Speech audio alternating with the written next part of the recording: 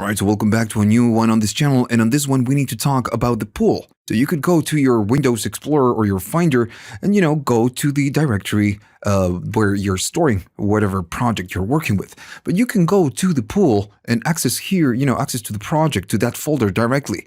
You can go to the pool, right click and show media files or media folder in Explorer, and it's going to open the actual, project and all the files that are inside. In this case, I have just a song because I have no files. All right. So the pool is going to collect the files that live in your project and also references to files outside the project. Now from here, you can perform actions that you should really know. And you need to learn this. You need to know how to work with the pool, or at least how it works and what it is, because you will avoid a lot of problems in the future. Okay, so let me show you how this works. I'm going to go right here. I'm going to create an audio track, whatever, it doesn't matter. And I'm just going to record something. And I guess right now it's just recording my voice, right? So that's fine. I'm just, creating a recording. When I stop it, notice what happens. At the right side, it's going to show you, and it's going to tell you, dude, you have one file on your project. So everything that you do right here is going to be showing you, is going to show in the pool. And you can filter or sort by different things. Flat is pretty much nothing, or track, which track it's using this file. You can have a reference right there, or maybe type, in this case it's going to be audio, location, where it's stored, and then the record take, if you're using takes. So for now, I'm just going to go, back to flat. Now, if I right click and show media folder in Explorer, notice that it recorded inside a pool, it added a media. So inside media, you will store all the files that you record on your session. So this is what the pool does. It's going to show you and tell you what the F you have on your project. Now, what if I have external files, right? So this is a little bit different. So I'm going to be maybe going to loops, and inside loops, I'm going to bring whatever. It doesn't matter. I'm going to be drums. Why not? I'm going to toss it right there. And maybe I'm going to go to files, and I'm going to be loading whatever from, I have a lot of samples. Let me just find something that works. I'm going to bring this, right? So a baseline. So now I have a file that I recorded right here, and then I have two files that are outside of my project. So when you drop this type of files, the ones that are outside are going to still show in the pool. But this doesn't mean that you are storing them inside your project. This means that you have a reference to a file that exists outside your project. If I go to my media folder, notice that we only have the track number 1, which is the one that we recorded. The other ones are not there, and it's because they are on different places on your hard drive. These are just references. And if you go to location, notice that right here, it will tell you where they live. And the only one that lives in our project folder is going to be this one, the one that we recorded. Now, if you go right here, you just can make them bigger, or you can make them smaller with this icon if you wish. Now, what you can do when you select the track at the bottom, you have the, the time, what it is. You can play it back if you wanted to, loop it, or, sync it to the BPM of your session. You can just, audition like you would audition loops and files. Now, knowing that right here in the pool, we have a reference to all the files that we have, this is something, again, super important, because let's say, just to give you an example, I want to store this project on a pen drive, and I want to take it to, I don't know, some other place, right? So if you save the project, it will not store the files that you have, because you have files that fall outside of your project scope. These ones are files that, live outside this project. All right, so the one that has R is a file that, we recorded right here, and it lives within our folder. But the other ones are outsiders, right? They belong to different locations that it's not the project folder. So if I delete the file, that maybe if I go to the hard drive and delete this file, or maybe change the location, right here is going to go missing. And you will get an icon just showing that, the reference to that file doesn't exist anymore. So you can right click and manually locate the missing file, and you can, maybe go to where the file is now, and then, just recover that file in your session. Because if not, it's just going to be missing. It's just going to be an empty clip. Another very common example is that what if you want to store this new project on a different place? You want to make a copy. So if you want to save a copy on a pen drive because you want to take it someplace else, or maybe upload it someplace else, this project only contains the file that we recorded. Everything else is just references. So when you put it on a pen drive, it will not load the files. They're going to go missing. So what you will need to do is to save whatever reference file that you have on your project folder. And you have two ways of doing this. Now, if I go to Studio One and go to Options, I'm going to open it, and then you go to Locations, and right there at the bottom, you're going to see an option that says Ask to copy external files when saving the document. Now, if you do something like this, if you have this option enabled, every time that you save, the project is going to save or make a copy of the files that you have right here. Now, first, it will ask you if you want to make a copy, right? And if you do, you say yes. Now, the other option that you get is, a little bit easier, or, manual, let's say. I'm going to right click right here and I'm going to say copy external files.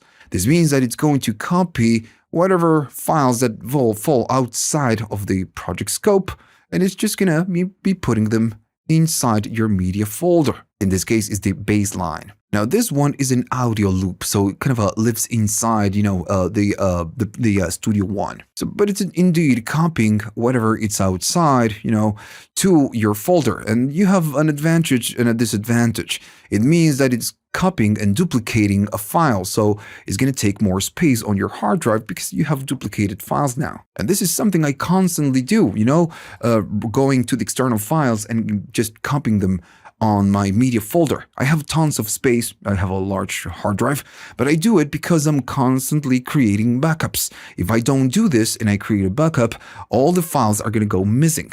And then I'm going to need to go one by one finding them when I open it on my computer. And that, really sucks. Okay, so this is the sole purpose of the pool, right? To manage the files that your project is using. Now, another thing that you need to know is that when you record the file and maybe you remove it, it will not remove it from the pool. It's going to remember everything.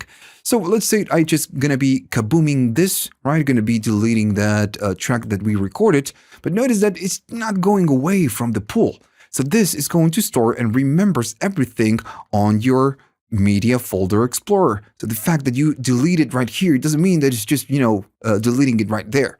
And if I record a new take, I'm gonna go there and just record, maybe without the other sounds. So it's just recording a new take and blah, blah, blah. I'm gonna stop it, and then it's just gonna be using this file instead of the other one that we used. But notice that we never, disposed this file. So this means that every take that you record is going to store it in the pool, so maybe you can recover it later. Maybe this one, I didn't like it, I want to go back to this one. So then you grab it and you drop it, drag and drop, and you recover that. And again, there's an advantage to this, is that you can recover old recordings, But the other thing is that now you have files that you maybe are not using. So let me just remove this one, and I'm going to go to record and just going to record something else. Is a third take and blah, blah, blah, and so on. And okay, so we have a third file, right? So we have 3 versions of something, and I'm using this one. These ones, we don't need them. Now, if you want to keep them, you can keep them. But the thing is that if you, let's say that right here in this track, you record 100 takes, you will have 100 files that you're not using. And it's going to get a little bit, too much. Well, of course, your project size is going to be bigger and bigger, and the pool is going to be really, really long. And also, usually when you're done creating your project or producing whatever it is that you need to produce, you end up using just one file. So you can go to the pool and clean up whatever is that you're not using. So I'm going to be clicking outside. I'm going to do right click, and notice it says remove unused files. I'm just using the last one. I'm going to click this, and it's going to ask you, all right, so you want to remove it from the pool, or you want to remove it permanently? So if I do yes, it's going to remove it from the pool, but not from the directory. Now, if I delete permanently, I'm going to say yes, and they are gone. And they are going to be gone from my Media Folder Explorer as well. Okay, so that's it. That's pretty much the pool. Now, you do have other options. Of course, we already kind of talked about this, what you have right here. And it is that if you have takes, is going to let you know, the takes.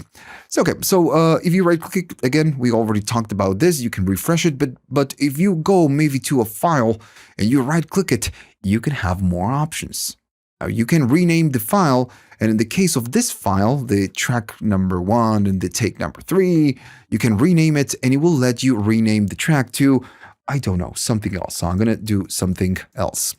So this will rename the track, or you can select to rename the events. Now, this is good, but there's something dangerous with this. Now, since this file lives right here in this project, within the scope of this project, renaming it, it's fine. Now, the thing is that if you grab a file that it exists outside your folder scope, you're going to be renaming that as well. So it's it's going to rename it on the disk. So if you are using a file that is external and you're using that same file in a different folder, it will rename it and it will go missing on your other project. So you need to make sure that whatever you rename is something that you're not reusing on some other project. It's something that lives within the scope of this project. And if I, click yes, it's going to change it to something else. Okay, so you get more options. I'm going to be going to locate file. This is just like the find in Explorer, but it's a little bit different. If you locate the file, it will open, the location for the file, but right here is going to give you a play and a stop and a little bit more control so you can audition the sample from the Explorer. Now, if I go to show in Explorer, it will open the directory. Maybe it's opening it on a different place. Let me just bring it. There we go. It's going to open it just like, a normal folder, Explorer folder. So you're not going to get the play and stop options. And that's it pretty much. All the other options are pretty simple. Right here, select on track is going to, pretty much select it on the track. I'm going to go and do it right here. Notice that when I do so, it's going to extend you on the track. So if we have, 30 files, when you right click it, you can, highlight it on whatever track where you're using that file. You can also remove it from the pool and, all the other options that we already discussed. And at the bottom, you have the same options that, we have right here pretty much. Another cool thing that you can do, you can convert files. And this is just super useful. Let's say I want to convert it to a different type of file. And notice it gives you different options, and you can do it, while the file is here. And you can change the resolution and the sample rate. And this, again, is just useful sometimes. For now, just going to cancel. All right, so this is what you can do with the pool, is the place where you manage all the files that your project is using. And this is something that you need to know, or at least know that, it is right here and you can access and manage all your files. All right, so that's the pool, right? So it's a manager for all the files that live within your project. And it's really essential, right? Super essential. So if you liked all of this, you learned something new, remember to like and subscribe.